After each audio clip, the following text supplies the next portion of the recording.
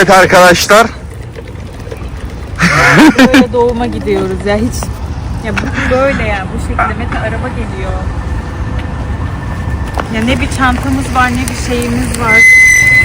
Kontrole geldik ve bizi şu an direkt doğuma gitti. Hemen acil doğuma gidiyorsunuz dedi. Oksitosin vereceklerdi, doğumu başlatacaklar. Böyle bir şey olabilir mi ya? Şaka gibi. O kadar korkuyorum ki. Of. Bakalım neler olacak ya. İnşallah bir şey olmaz. 40'a doğru yaklaştık yani. Normali 40 mı 42 mi? 42 de normal. Kafa gibi. Yes. Hastaneye geldik hiç çantasız.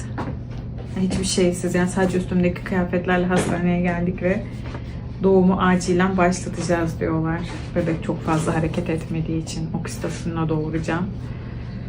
Hiç hayal ettiğim gibi bir doğum olmayacak. Evde hareketlerimi yapacaktım, suyum gelecekti. Çok normal bir şekilde doğuracaktım. Ama maalesef öyle olmuyor. Şu an hastanedeyiz. Oksitosin basıp doğuracaklar. İnşallah her şey güzel olur ya. İnşallah. Çok heyecanlıyız. Abla olmaya, tekrar baba olmaya, tekrar anne olmaya. Evet, kıyafetlerimiz. Bunları giyeceğiz. Neymiş ya? Başlıyoruz. Haberdar edeceğiz. Evet, sen dedim hemen. İstedikleri formu dolduruyorum şu an. Ya, o kadar stresliyim ve o kadar kötü ki her şey. Hiç stres yapma, her şey çok güzel olacak. Elinde sonunda doğuracaktık zaten. Muhabbetini bir şey. Artık güzel. Panik yok, gülüyoruz Simay. O kadar çok korkuyorum ki. Ya biraz korkuttu bizi ama biraz. Acil. Zaten doğuracak. Yani zaten doğuracağız aslında. Epidural anestezi almak istemiyordum. Mecbur alacağım çünkü oksitosin verecekler. Bunun acısına dayanamam. Normal doğum, yani normal şekilde evde sancımı çekip suyum gelmesini bekleyecektim. Öyle bir şey olmayacak. Ya umarım gerçekten güzel olur. Arden burada bebeğim. Onunla nasıl olacak? Başka kimsemiz yok. Her şey üst üste geldi. Ya gerçekten o kadar kötüyüm ki. Ya bu kadar moralim bozuk. Gerçekten girmek istemiyordum doğuma ve gerçekten çok fazla moralim bozuk şekilde doğuma gireceğim. İnşallah yardım. Ağlayacağım. Oğlum. Kestik. Şimdi beni doğum yapacağım odaya aldılar. Bu odada doğuracağım. Arven'i de bu odada doğurmuştum. Yine aynı odaya geldim. Birazdan bana oksitosin verecekler. Suni sancı verecekler. Bu sancılar gelince muhtemelen video çekemeyebilirim. Epidural aldıktan sonra biraz daha iyileşirim.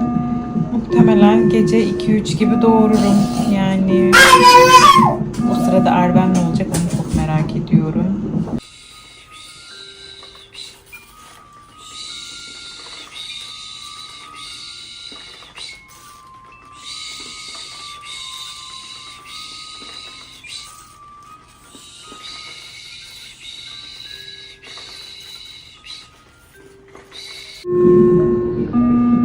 Yavaş yavaş suni sancının etkileri geliyor. Başlıyoruz.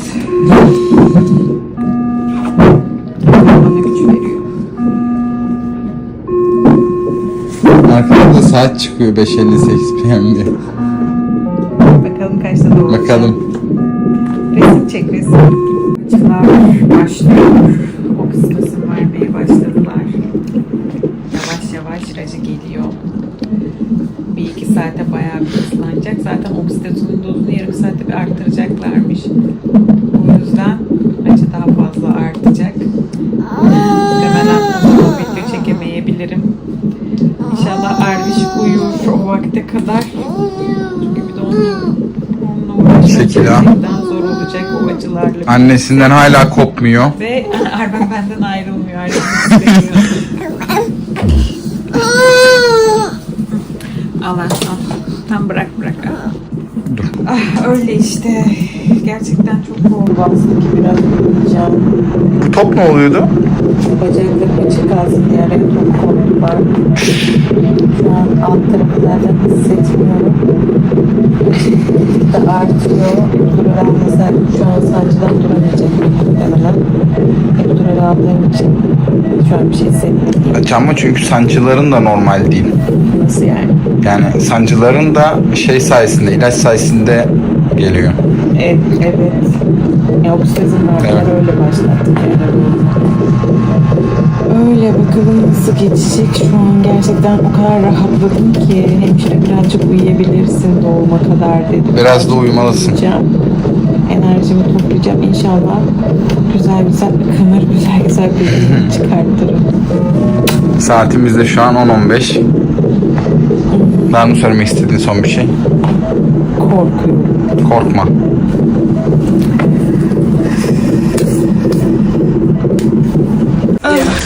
Kendine geldi bebek. Kendine geldi. Yeah, görüşlerini alma. You did a great job. You can tell Great us. job. Çok heyecanlı. She's a beautiful princess. Yeah, take a picture of her. How did she come? You just started finding out. Came on out. One push? Oh my god. Next baby is half a push. Yeah. Next baby, no push. No push. That was almost this baby, actually. Yeah. Really. On the face? Oh, I think, yeah, because she went fast.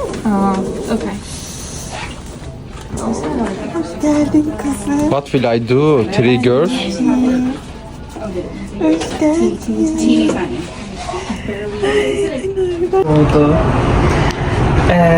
İşin enteresan tarafı bebek ben uyurken doğdu. Yani ben epiduralden dolayı hiçbir şey hissetmedim. Hemşire birazcık dinlen dedi. Bacaklarımın arasına bir top koyup gitti. O sırada bebeğin kafası çıkmış. Ya ben hiçbir şey hissetmiyorum tabii epiduralden dolayı. Sonra gelip baktı.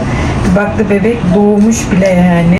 Doktoru acil çağırdı ve doktor şaşırdı yani bebeğin yarısı çıkmış zaten. Sonra dedi ki bana ıkın dedi. Ben yaptım. Bebek diye kucağıma verdi yani. O kadar her şey çabuk gelişti ki bu doğumdan gerçekten hiçbir şey anlamadım. İkinci doğum gerçekten çok kolay oluyormuş. Epidural aldığım için hiçbir şey hissetmedim. Yani doğum yapmış gibi hissetmiyorum şu anda ama bebeğim kucağımda. O yüzden çok şanslıyım. Çok şükür ki Çok şükür. sağlıklıyız. Korktuğum kadar olmadı. Bebeğimi kucağıma aldım. İnşallah bundan sonrası da güzel olur bizim için. Oh my god. This is my girl. Look at it. Oh look. Yeah, she get used to it. The baby? It's your sister. It's your best friend? She's so jealous. Push the baby. No. She's sweet like you. Yes. She's sweet like you. We will kiss her. I'm scared she might be. Yeah. No, she didn't like. Kiss. Give her kiss. Give her kiss. I will kiss. I'll kiss. I'll kiss her. Oh my goodness, no.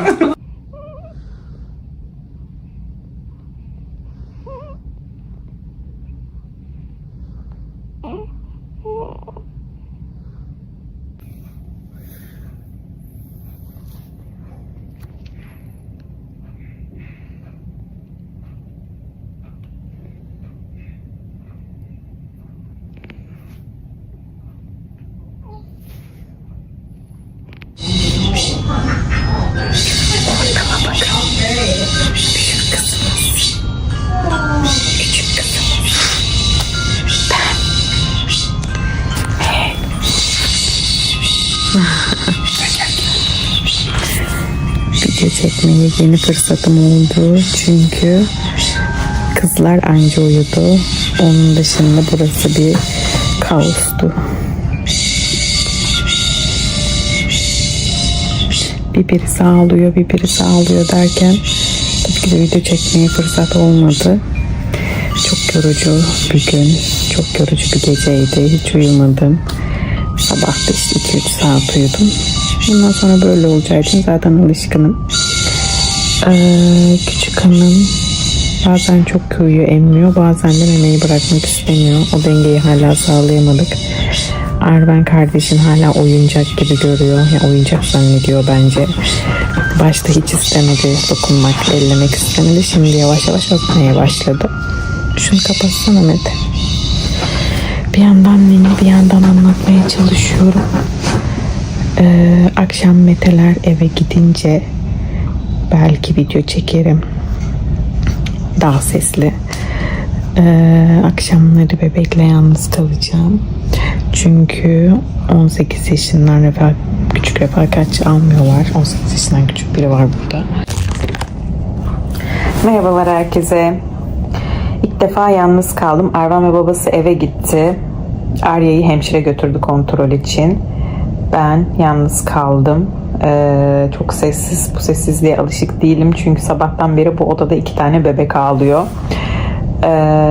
Bir kez uyuttuk. Onda da yarım saat uyudular, uyumadılar. Biri ağlıyor, birinin sesine diğeri ağlıyor. Gerçekten 2 bebekli hayatta zorlanacağız. Bunu biliyorum. Zaten biliyordum. Ama şu an yaşıyorum da. Gerçekten zormuş. Doğum, birazcık doğumdan bahsetmek istiyorum. Doğum gerçekten çok enteresandı. Çünkü kliniğe gittik. Klinikte doktorumuz kliniğe gittiğimizde doktorumuza bebeğin hareketlerini çok hissedemediğimi söyledim son zamanlarda. O da çok hareket görememiş ultrasonda, ne demek istiyor anlamadım. Endişelendi. Son haftalar olduğu için de endişelendi. Hemen hastaneye gidin, ilaçla doğumunuzu başlatsınlar dedi. Aslında buna çok karşıydım. Ama nedense ben doktorları her zaman dinliyorum. Yine doktorumu dinledim. Hemen hastaneye geldim. Bir de o kadar panik yaptırdı ki sakın eve gitmeyin. Eşyalarınızı bile almanıza vaktiniz yok. Hemen gidin doğumu başlatsınlar. Ben hastanedeki doktora haber veriyorum dedi. Burada klinik ve hastane farklı yerlerde. Daha sonra biz de hemen hastaneye gittik. Eşyasız, bir şeysiz. İşlemleri başlattık. Hastaneye yatışımız yapıldı. Saat 8.30 gibi 8.30 da değil 8'de oksitosin vermeye başladı. Ben de suni sancı çok kötü olduğu için, acısı ve dayanamayacağımı düşündüğüm için epidural anestezi de istedim. Epidural anestezi aldım. Zaten uyuştum. Direkt yatış moduna geçtim. Yani bu doğumla ilgili tek bir sancı bile hissetmedim.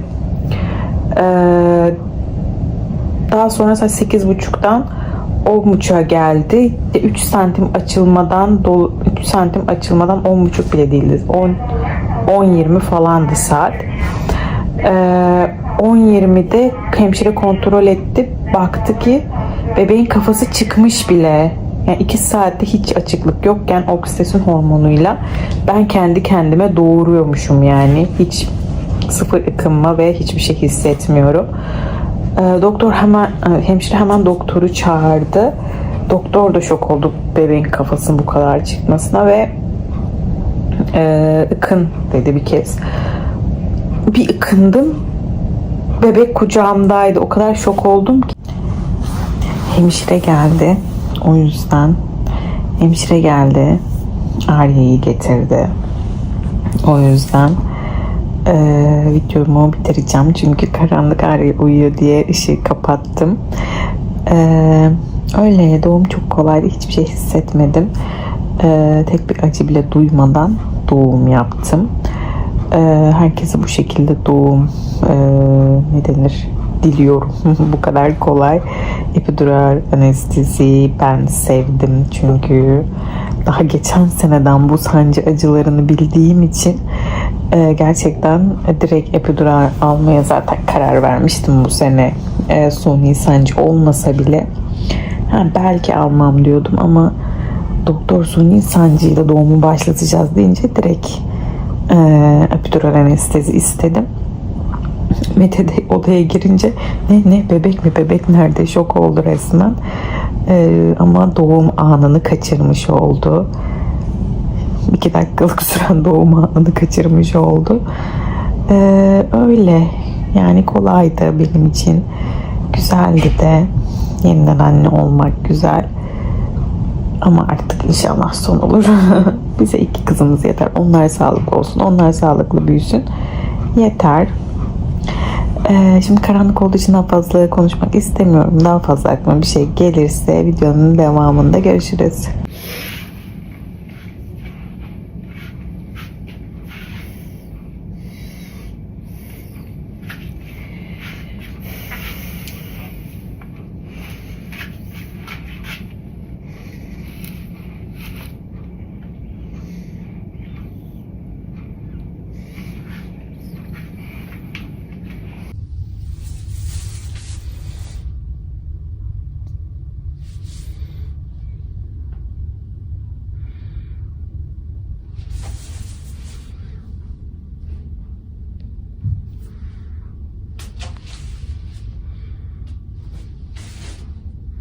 Günaydın.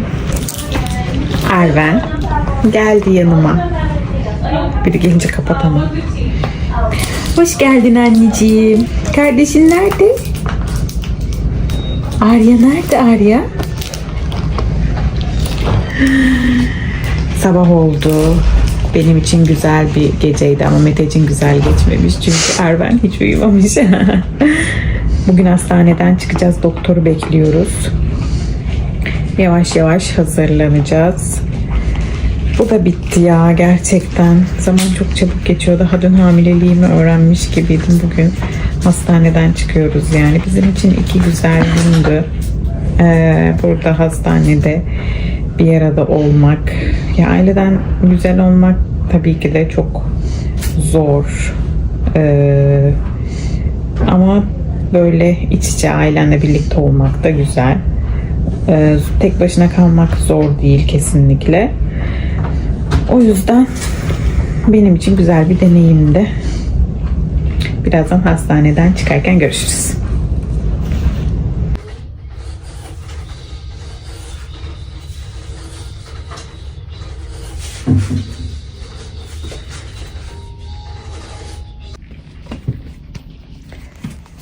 Hastanede mahsur kaldık, çıkamıyoruz.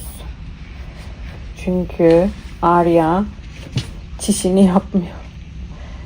Hemşire de çişini görmek istiyor. Çünkü bütün gün yapmadı. Sadece bir defa yaptı. Birçok defa yapması gerekiyormuş. Bu yüzden çıkamıyoruz. Saatlerdir bekliyoruz. Öğlen çıkacaktık. Akşam oldu. Arven de ne yapacağını şaşırdı ve alnına çarpıp düştü. Çiş bekliyoruz şu kızdan. Geliyor. Yoldaymış. Bebek çişini yapınca inşallah yapar. Hastaneden çıkacağız. Ya yaptı da bir kez daha görmek istiyorum. Doğum maceramız da burada bitecek inşallah. 2 çocukla hayatımıza devam edeceğiz. Merhaba. Hastaneden eve geldik. Bugün hastaneden eve gelişimizin 5. günü. O kadar çok dağınıklık, yorgunluk, 2 bebeğe alışma süreci içerisindeydik ki hiçbir video çekemedik. Hastaneden çıktık, geldik. 2 bebekle hayata alışmaya çalışıyoruz. Tabii ki de tek başına çok zor. İnsan gerçekten annesini babasını arıyor bu dönemlerde. Ama şu anda idare ediyoruz. Doğum videomuz bu şekildeydi. Umarım beğenmişsinizdir. Ben kendimi şöyle gösteriyorum. Göbeğim duruyor. Umarım en kısa zamanda geçer. Böyle. Umarım beğenirsiniz. Bizi izlediğiniz için de teşekkür ederiz.